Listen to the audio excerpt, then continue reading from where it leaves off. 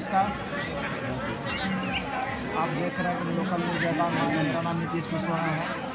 अभी हमारे साथ बातचीत करने के लिए उत्तर प्रदेश लखनऊ के सीएम मौर्य जी हैं, जो काफ़ी चर्चित चेहरा है, पहचान के मोहताज नहीं है, जो सोशल मीडिया से लगातार अपने समाज के घटनाओं को उजागर करते रहते हैं, आवाज़ उठाते हैं, दबे कुचले पिछले दलित की आवाज़ उठाते हैं। आज उनसे सीएम मौर्य जी से आज मुलाकात हम लोग को लड़कियाँ महोत्सव गाजीपुर में हुआ है।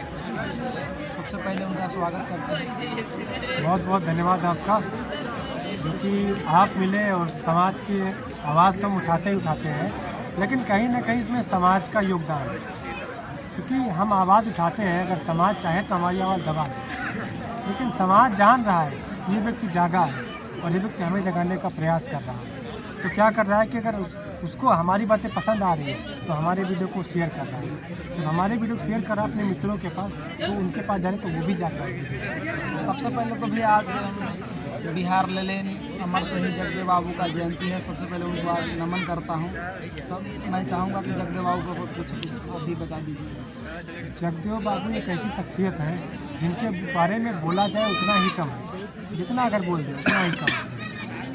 लेकिन हम ये कहना चाहेंगे समाज के युवाओं से, जितने भी युवा साथी हैं हमारे, चाहे स्कूल में पढ़ रहे हैं, कॉलेज में पढ़ रहे हैं, समय निकाल के बाबू जगदेव प्रसाद जी के बारे में एक बार पढ़ लो। कुछ नहीं करना, सिर्फ एक बार पढ़ लो। आपके अंदर जैसे हम बोल रहे हैं ना, जिस ऊर्जा से हम बोल रहे हैं ना, आपके अंदर ऊर्जा आ जाएगी। कुछ नहीं, आपके अंदर ऊर्जा आ जाएगी। आपके समाज में इतने सारे क्रांतिकारी हैं, आपके रगों में समर्थ शो का खून है, समर्थ चंद्रगुप्त मौर्य का खून है। बस खाली अपने महापुरुषों को जानो, अपना इतिहास जानो। आप शासन करता यहाँ के हुए हो, आप यहाँ के मूल निवासी हैं। आपके जो पूर्वज रहे हैं यहाँ के शासन किए हैं, अखंड भारत का निर्माण बनाया। अखंड भारत क्या, आज के भारत के साथ साथ नेपाल, भूटान, बांग्लादेश, ईरान, उधर अफगानिस्तान, पाकिस्तान, ये सब हमारा अखंड भारत है। लेकिन आज का हमारा युवा जानता ही नहीं। लेकिन आज का हमारा युवा क्या कर रहा है, कहीं ना कहीं अपने पड़ोसी लड़ाई कर रहा है, किसी और से लड़ाई कर रहा है। आपको समझना पड़ेगा कि हमारा दुश्मन कौन, हमारा अपना साम्राज्य खत्म करने वाला कौन, मौर्य वंश के अंतिम शासक भरत मौर्य की हत्या करने वाला कौन। ये सारे प्रश्न हैं। अगर भरत मौर्य की हत्या न की गई होती तो आप इस देश के आज हुक्मरान होते। जगदेव बाबू का हत्या करने वाला कौन जगदेव बाबू का हत्या करने वाला। ये सब चीज़ें युवाओं को सोचना चाहिए। हम तो कहते हैं आप पढ़ो, अपने महापुरुषों को पढ़ो, अपना इतिहास जानो। जिस दिन अपने महापुरुषों को पढ़ लिया, अपना इतिहास जान लिया, आपके अंदर खून अशोक का, कलिंग युद्ध दोहराते समय नहीं लगेगा, क्रांति उसी दिन आ जाएगी। बस क्या है कि आप पढ़ो, जानो। आपके माता पिता इतना पैसा खर्चा कर रहे हैं आपको पढ़ाने के लिए, किस काम आएगा? क्या सिर्फ नौकरी करने के लिए? आप अपने समाज वालों के लिए 24 घंटे में से 1 घंटा निकाल के समाज को दे दो। आप इतना भी युवा है, खाली 1 घंटा दे दें 24 घंटे में से निकाल करके, 1 साल में भारत देश बदल जाएगा। 1 साल में आप यहाँ के राजा बन जाओगे। लेकिन समाज का युवा जागे तक। समस्या तो इसी बात में है ना कि युवा समझने को नहीं तैयार है। ये समाज का युवा वो समाज जिन्होंने आपको पढ़ने का अधिकार दिया, बाबा साहब भीमराव अम्बेडकर के पहले आपको क्या पढ़ने का अधिकार था, शिक्षा का अधिकार था। वो लोग गले में हांडी बांधते थे, कमर में हांडी बांधते थे, भूल गए। अगर भूल गया युवा तो अपने बाप दादा से पूछो, हमें आज भी सब कुछ याद है। हमारा समाज का युवा कहाँ से है? हमारा समाज का युवा सोशल मीडिया पर नाच गाना कर रहा है। नाच गाना देखने में समय बर्बाद कर रहा है ना, रील देखने में बर्बाद कर रहा है। समाज का युवा भ्रमित हो चुका है। समाज का युवा अपने महापुरुषों को भूल चुका है। उसके अंदर जो खून है, जो राजाओं वाला खून है, वो चीज़ें भूल चुका है। लेकिन ये बात गारंटी है, जिस दिन युवा जान गया कि वो कौन है, किसके वंशज है, उसी दिन क्रांति होनी चाहिए। सीएम जी, आप तो मतलब कई साल से लगातार सोशल मीडिया पर अपनी आवाज़ उठाते रहते हैं। आप कहीं भी समाज के कार्यक्रम में शिरकत भी करते हैं। आप अपने समाज को, युवा को अभी तक क्या फीडबैक मिला कि आपका मेहनत से? युवा हमारे समाज का बहुत तेज है, बहुत होनहार, उसको बताने की कुछ आवश्यकता नहीं है, ठीक है ना। बस युवा उन मनुवादी पाखंडियों के शिकार में फंस गया। आज भी हमारे अपने बहुत सारे समाज के लोग हैं जो हमें कॉल करके धमकी दे रहे हैं। शिवम मौर्य जी, आप गलत बोल रहे हो, आप देवी देवता को ऐसा बोल रहे हो, ऐसा बोल रहे हो।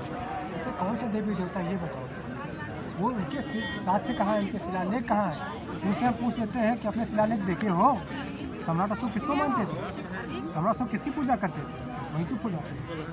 कहीं ना कहीं आपका फेसबुक वीडियो के माध्यम से हम भी देखते हैं कि जो आप वीडियो डालते हैं आपको कहीं कहीं धमकी दिया जाता है, मारने की धमकी दिया जाता है, कहीं FIR कराया जाता है। आप कैसे इस संघर्ष को झेलते हैं? संघर्ष को झेलना कोई बड़ी बात नहीं है, क्योंकि जब हम समाज सेवक बने हैं, जब सामाजिक कार्यकर्ता बने हैं, सामाजिक कार्यकर्ता का पहला नियम होना चाहिए कि समाज में जब वो निकलेगा, जागृति का प्रचार प्रसार करेगा, तो उसको समाज गालियाँ भी देगा, उसको समाज चप्पल जूते से भी मारेगा। ठीक है ना? आपको इस बात को दिमाग में बिठा कर रख लेना है। अगर आप समाज सेवक बन रहे हो तो बुद्ध के ऊपर भी ये सब हुआ था। जितने भी आपके महापुरुष हैं, धर्म जब आप पढ़ोगे तो उनके साथ भी ऐसा हुआ था, तो हमको इनसे अलग थोड़ी ना है। आज हमारे अपने समाज के लोग हमें प्रताड़ित करते हैं, उससे अलग थोड़ी ना है। आप एक मिनट, आप किसी भी व्यक्ति का सो रहा हो, कोई व्यक्ति सो रहा हो, उसको जगाने का जब आप प्रयास करते हैं तो क्या करता है? आपसे नाराज़ हो जाता है, तो कभी कभी आपको पीट भी देता है। समाज सोया हुआ है, तो जो व्यक्ति जगाने का प्रयास करेगा तो नाराज होगा ही होगा। अभी एक तत्काल देश में बिल आया UGC आया, और कुछ खास जाति के लोग उसको विरोध किया और वो सुप्रीम कोर्ट में चला गया मामला, और OBC बैकवर्ड दलित के लिए वो पास नहीं हो पाया। इस पर क्या कहिएगा? इस नज़र उसको देखते हैं, इस पर बात करना ही बेकार है, क्योंकि अगर जरा सा भी पढ़ा लिखा व्यक्ति होगा, भारत का संविधान पढ़ा होगा, कॉन्स्टिट्यूशन ऑफ इंडिया अगर पढ़ा होगा वो, या फिर छोटा मोटा भी वकील पढ़ा होगा, ठीक है, उसको पता था कि सुप्रीम कोर्ट में जाएगा और रद्द हो जाएगा तुरंत, सबको मालूम था। लेकिन इन मनुवादियों की पार्टी ने, मनुवादियों ने मिल करके, इनको पता था कि इलेक्शन आने वाला है, OBC समाज का हमें वोट चाहिए, OBC समाज का वोट कैसे चाहिए? मैंने कि उसको लॉलीपॉप पिसा दूँ, तो UGC ला करके उसको लॉलीपॉप पिसा दिया, और पूरा OBC समाज मोदी के प्रवर्तन में हो गया। तो अभी रद्द तो नहीं ना हुआ, वो स्टे लिया है, रोका है सुप्रीम कोर्ट ने। सुप्रीम कोर्ट ने आज रोका है, कल रद्द कर देगा। रद्द भी हो सकता है, रद्द भी होगा ही होगा, इसमें कोई दो तरफा राय नहीं, रद्द होगा। आपके सुप्रीम कोर्ट से लेकर हाई कोर्ट, मतलब जितने भी आपके कोर्ट बने हैं, 90% कौन है? कौन जाति के लोग? वही लोग। कौन लोग हैं? वही लोग हैं, 3% वाले हैं। क्या सुप्रीम कोर्ट में कोई एक मौर्य है, कुशवाहा है, साक्य सैनी है, वर्मा है? क्यों नहीं है? क्या इन सबको पढ़ना नहीं आता है क्या? क्या ये सब बुद्धिक रूप से कमजोर है क्या? तेज है ये सब, लेकिन उनको जाने नहीं दिया जाता है। समस्या तो यही है ना। OBC दलित महादलित के पक्ष में जो भी सरकारें बातें करती है, जो भी बिल पास करती है, उसको सुप्रीम कोर्ट रोक लगाती है। इसको कैसे ख़त्म किया जा सकता है? समाज को जागना होगा, और सबसे बड़ी बात है कि पाखंडवाद से मुक्त होना। समाज हमारा पाखंडवाद में जकड़ा हुआ है। जिस समाज की विचारधारा समाज पे स्थापित होती है, सत्ता उसी की स्थापित होती है। आज विचारधारा किसकी है? मनुवादियों और पाखंडी विचारधारा। सत्ता भी किसकी होगी? उन्हीं की होगी। रोकले रही है। आवाज का व्यक्ति कहता है कि हम गुलाम कहाँ हैं? गुलाम है नहीं, मानसिक गुलाम ही यही है। गुलाम की परिभाषा क्या है? कि आप अपने अधिकार से अपना स्वतंत्र नियंत्रण नहीं ले सकते। वो पैसा ले सकते हैं आप। UGC आया, रद्द कर दिया गया, उसमें आपका फैसला था। कहीं आपको ये लगता है नहीं कि जो सुप्रीम कोर्ट में सबसे बड़ा जो OBC दलित बैकवर्ड के लिए जो जड़ है वो कॉलेजियम सिस्टम है? ही है, लगता है इसमें नहीं, वो ही है, और ये सबको पता है। बस क्या है कि सब डरे हुए हैं। किससे डरे हुए हैं? 3.5% वालों से। मानसिक गुलाम है, ये सब डरे हुए हैं लोग। आज भी इनको पता है कि ये मनुवाद के खिलाफ आवाज़ उठाएंगे, उधर से JCB आएगा तो घर गिरा देगा। सबको पता है, सब डरे हुए हैं इसी में। SC ST OBC समाज को भी जुड़ा हुआ है, मानवता जुड़ा हुआ है। सत्ता में तो भाई दलित भी है, दलित राष्ट्रपति है, डिप्टी मुख्यमंत्री है, उप मुख्यमंत्री है, OBC प्रधानमंत्री है। आपके उप मुख्यमंत्री का बात की, आपके उत्तर प्रदेश में डिप्टी CM मुख्यमंत्री केशव प्रसाद मौर्य है। हमारे अपने बहन बेटियों का रेप होता है, हत्या होती है, गिरफ्तार होता है, समाज को मार दिया जाता है लोगों को। क्या आपके डिप्टी CM केशव प्रसाद मौर्य वहाँ तक पहुँचे मिलने के लिए परिवार से? वो छोड़ो पहुँचे, इतना व्यस्त रहते होंगे। लेकिन क्या आप सोचो, ठीक बा, मीडिया से ट्वीट किए एक बार, वो एक बार पहुँचा नहीं है, बैठा नहीं है। तो केशव प्रसाद मौर्य आपके समाज के नेता है, पूरा समाज उनको दे रहा है, समाज को वोट दे करके उनको डिप्टी सीएम बना दिया, लेकिन समाज की हिम्मत नहीं कि केशव प्रसाद मौर्य से जवाब कर सवाल कर सको कि आपके होते हुए हमारे समाज के ऊपर प्रताड़ना हो रही है और आप मुंह बंद चुपके बैठे। बस पानी पीले हैं हम लोगों से जाति के नाम पे वोट लिया और ये बीजेपी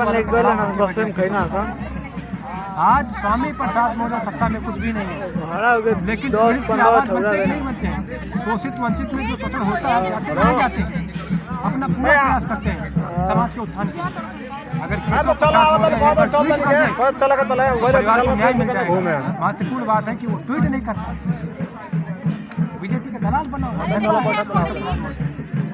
आज के समय में अपने समाज का, मौर्य समाज का, कुशवाहा समाज का उत्तर प्रदेश में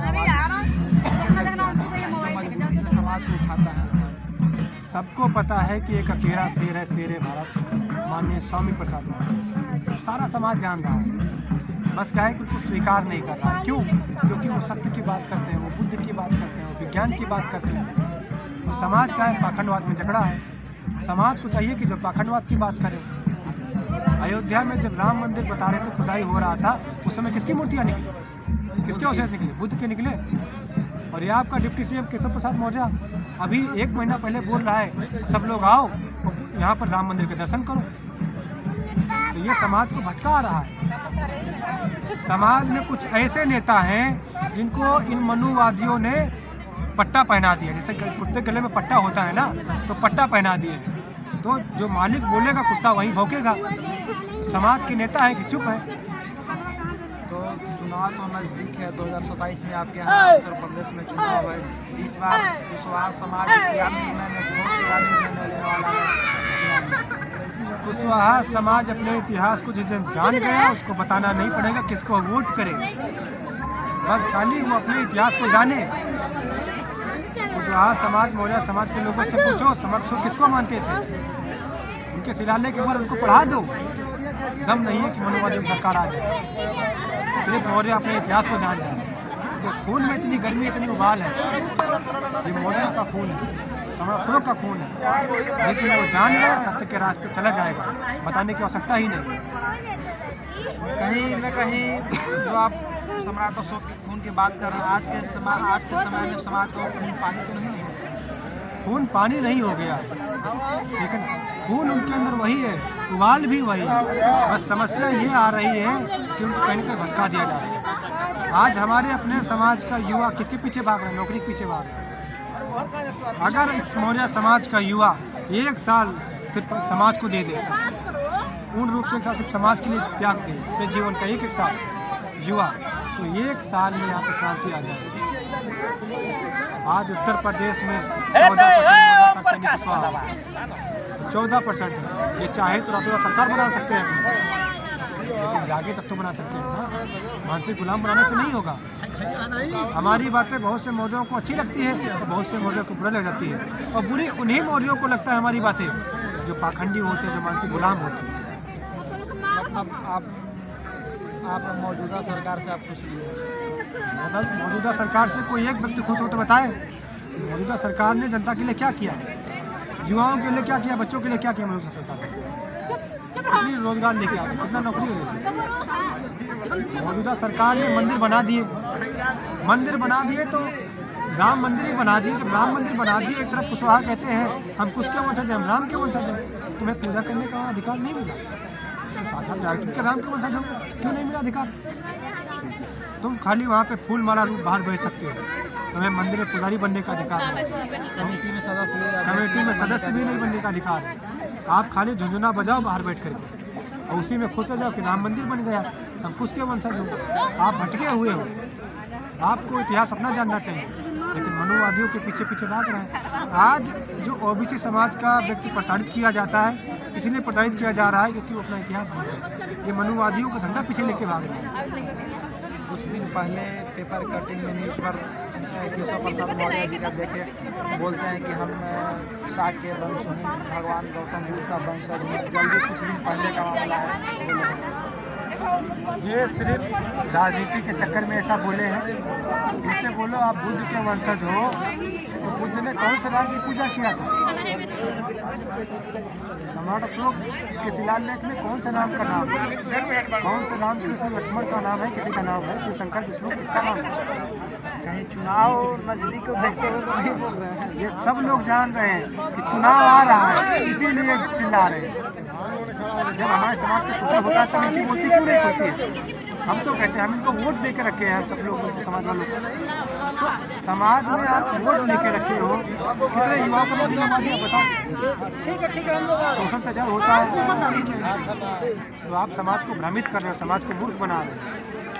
और लिख के रख लो कि जो समाज जाग गया उस दिन केशव प्रसाद मौर्य कहाँ गए?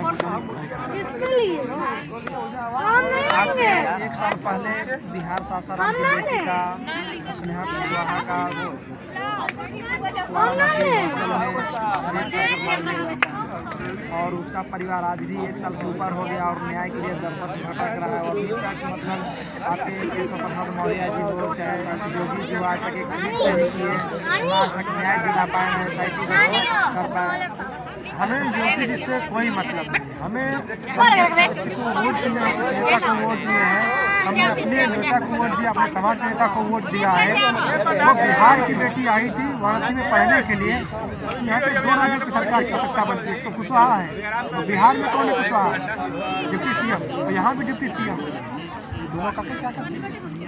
ये इनकी जो चुप्पी है सहमति का रूप है।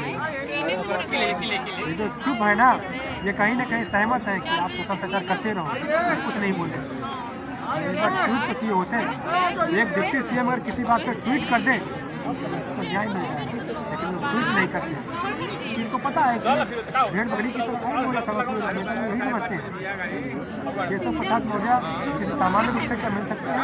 काम करवाए हैं उनका, खाली अर्जी लगवाने के लिए पहुँच जाते हैं लोग। तो ये लॉलीपॉप दे रहा है, बाकी इससे कुछ नहीं होने वाला। अगर आपको सत्ता में आनी है तो देखो आपके लिए आवाज़ कौन बन रहा है, आपकी कौन आवाज़ उठा रहा है। हम नहीं कहते हैं कि आप केशव प्रसाद मौर्य को वोट ना दें, ठीक है, और हम ये भी नहीं कहते कि आप स्वामी प्रसाद मौर्य को वोट दें। लेकिन अगर स्वामी प्रसाद मौर्य आपके समाज के लिए आवाज़ बन रहे हैं, आपके लिए बोल रहे हैं, आपके लिए खड़े हो रहे हैं, तो माननीय स्वामी प्रसाद मौर्य को वोट दो अगर आपको ऐसा लगता है। बाकी इसमें आपकी विवेक है, आप किसको वोट दोगे, इसका परिणाम क्या होगा आप लोग खुद ही समझेंगे। चलिए बहुत बहुत धन्यवाद। ठीक है, जैसे